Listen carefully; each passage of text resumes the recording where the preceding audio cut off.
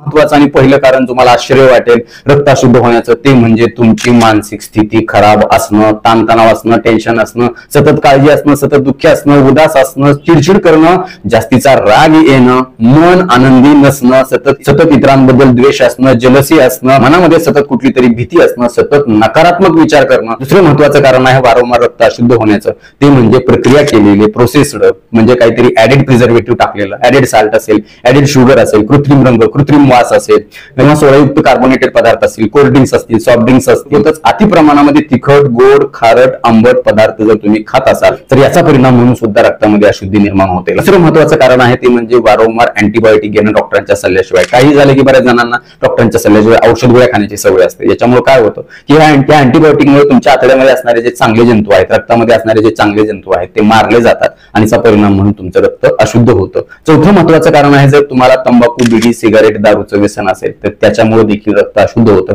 कारण हे पदार्थ जेव्हा शरीरामध्ये जातात ते पचवले जातात, त्याचा पचवण्याचा परिणाम म्हणून तिथं खूप मोठ्या प्रमाणामध्ये रासायनिक घटक, विषारी घटक तयार होतात आणि ते रक्तामध्ये तसेच साचून राहतात. पाचवं महत्वाचं कारण आहे रक्तामध्ये दोष निर्माण होण्याचं, ते म्हणजे विरुद्ध आहार घेणं. त्यामध्ये खास करून जर तुम्ही दूध आणि मीठ एकत्रितपणे कुठल्याही स्वरूपामध्ये घेत असाल तर याचा परिणाम म्हणून रक्त अशुद्ध होतं. यात शेवटचं कारण आहे जे आपल्या हातात नाही, ते म्हणजे वातावरणातील प्रदूषण. मात्र यासाठी देखील आपण प्रयत्न करू शकतो, झाडे लावू शकतो, आपण पर्यावरणपूरक गोष्टी करू शकतो.